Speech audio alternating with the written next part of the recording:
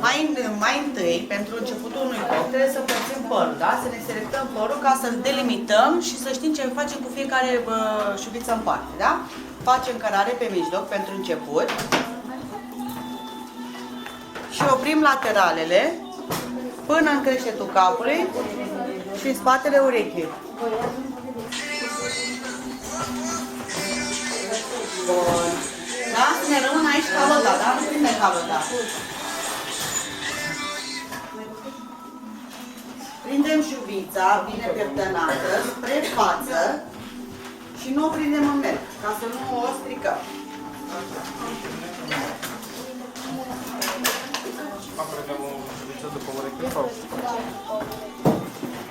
Așa, fetelor, pieptănăm foarte, foarte bine. Până în spatele urechii, da?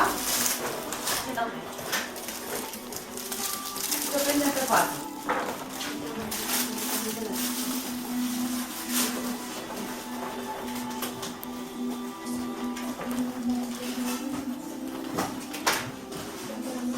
Deci mi-am luat deoparte lateralele, cu tot cu breton, da? Hai, și voi? Un pic mai mult așa.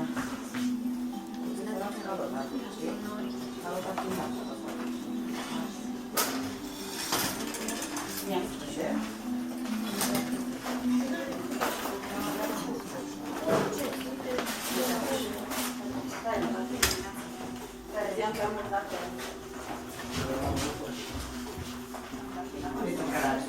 Unde-ți cărarea?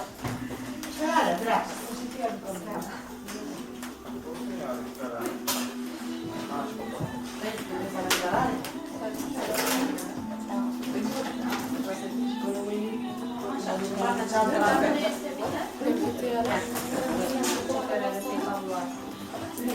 În locul de aici, să lăsăm și din calotă, uite. Vezi? Așa.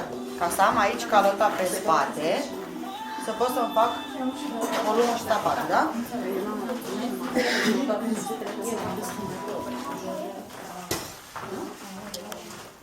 A împărțit toată lumea? Ia să vedem. Așa.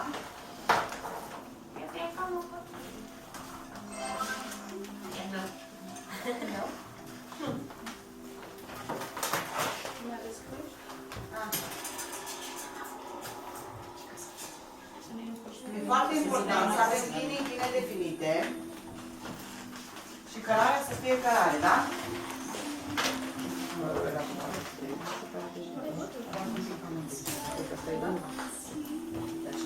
Da? Ca să te punem pe spate să avem... Așa, fetelor. Deci mare atenție și vă uitați după aia în față să vă verificați materialele dacă sunt la fel. Nu mi-a tăiat nici la mine.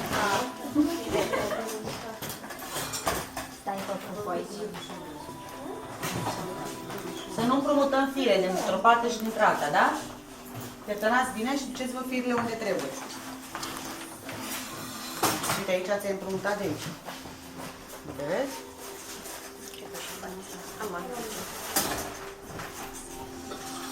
Asta nu trebuie să vină aici, trebuie să vină exact așa, uite.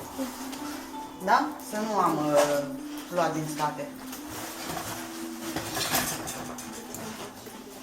Bun. Următoarea etapă este să împărțim calota în semicerc. Tot cu cărare perfectă.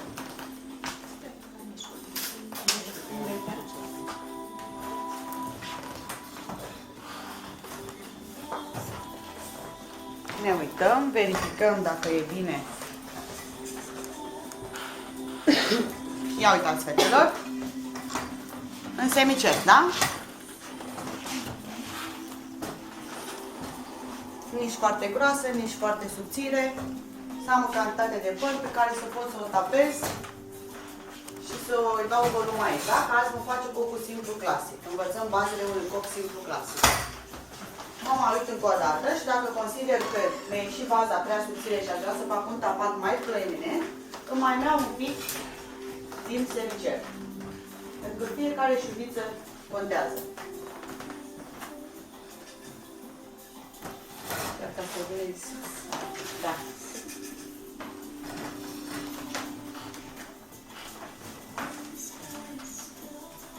Trebuie la sfârșit că n-ai destul. Așa.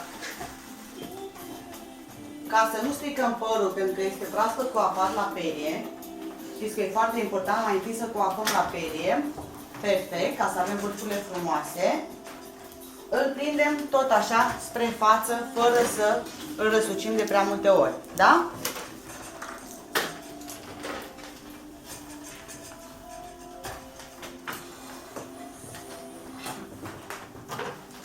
Verificăm stânga-dreapta. Uite, aici mi-am lăsat un pic mai jos.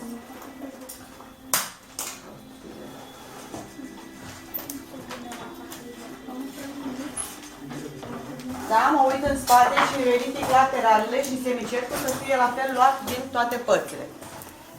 Iarăși îl mai pieptăn o dată foarte bine și îl dau doar o dată în față, ca să nu mi-l stric. Prind cu cleștele lejer. Ia, să fie și la voi la fel. Ia să vedem.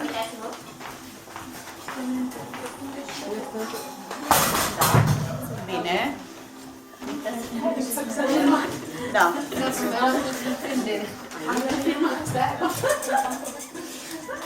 Cred că era prea subțire aici. Trebuie să mai vii un pic aici.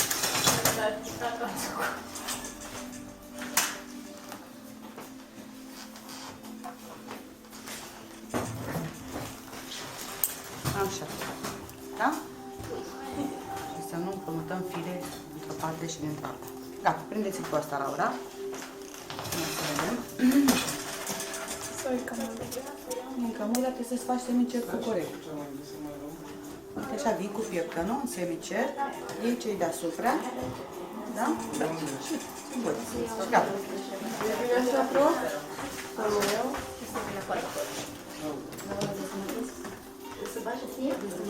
Nu,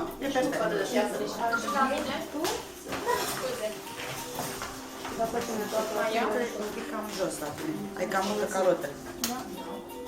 Că nu trebuie să fie nici așa multă, știi? Că după aia nu mai am bază jos. Tot în semicerc. Îți ajunge asta. Vezi dacă e împrumutat până la aici. Ia, Valentin, învață să faci, mami, cărările cum trebuie. Iei cu pieptănul, vii uniform, îți iei ce deasupra pieptănului, tragi sus și restul piepțea, da? Și la fel vei și din partea asta. Prinde.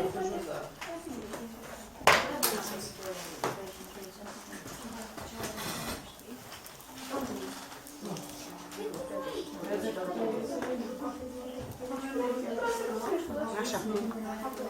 Da. Iată-ne bine pe ăsta și îl rotește doar o dată spre față. Bun. V-am învățat tehnica cu elasticul, da? Pregătind-o...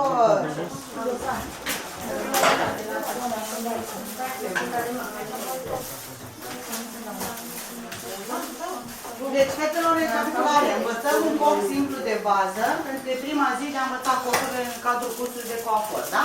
Da.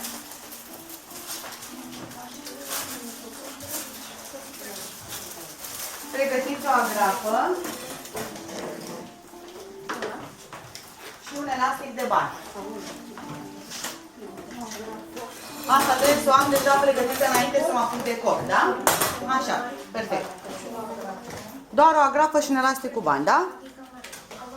Nu, dacă e mare, dă-l în două, te rog. Nu, agrafă. Nu, e bine. Da? Asta să-l am deoparte. Îmi spun și eu aici, ca să-l am la îndemână. Și cu pieptănul. Te rog frumos, luminița să aduci fixativele. Da, Silvia, da, Silvia. Pieptănăm părul foarte, foarte bine și prin pieptănare îl duc acolo unde vreau să-mi construiesc cocul, da?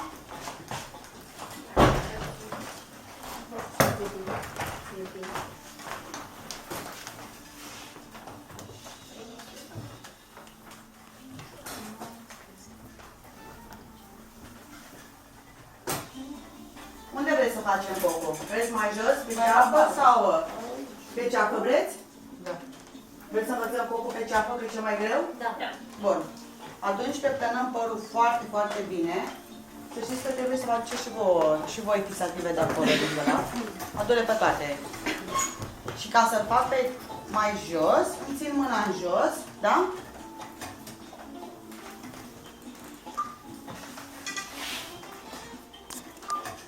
Mi-l fixez foarte bine. Fixativ în cantități mici, da? Pâs să aud la voi, da?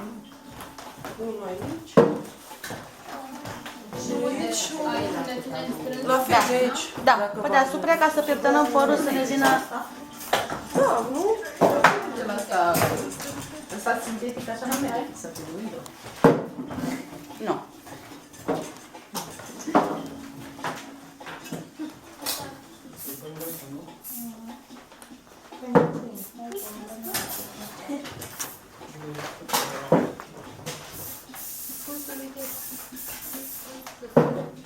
Ținem agrafa în mână, răsucim elasticul, îl aducem și îl punem peste agrafă, da? Peste toată agrafa, nu în interiorul agrafei, da? Ca atunci când l-am îmbrăcat, trag și e strâns și răsucesc doar o agrafă.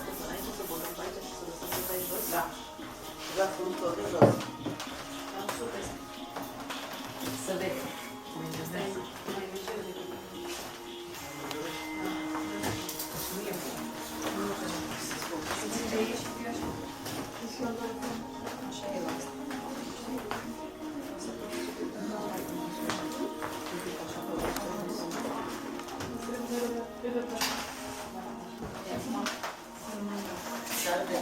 Dacă ce?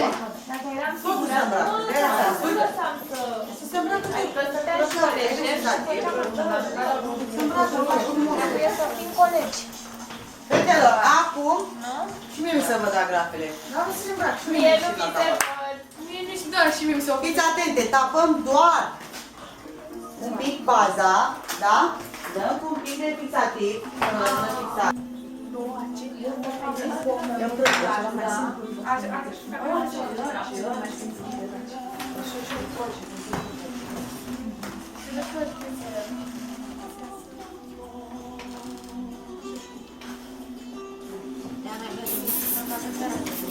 Vreau să pui eu sau ce?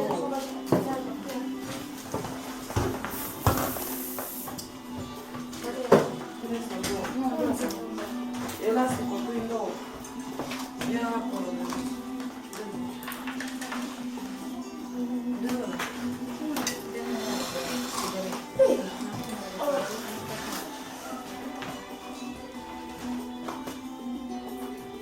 Poți să și fixezi, să fii sigură că nu ține aici.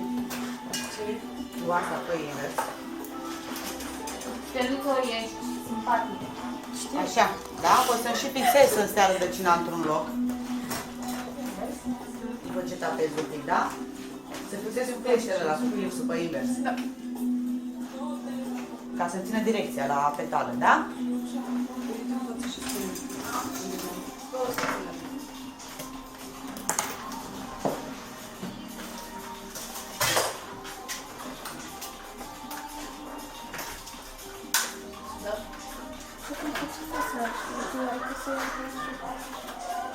Data viitoare faceți trandafirul.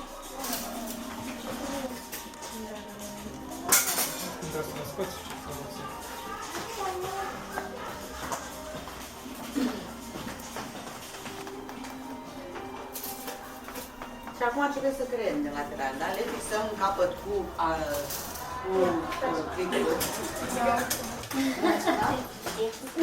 Da, te aud.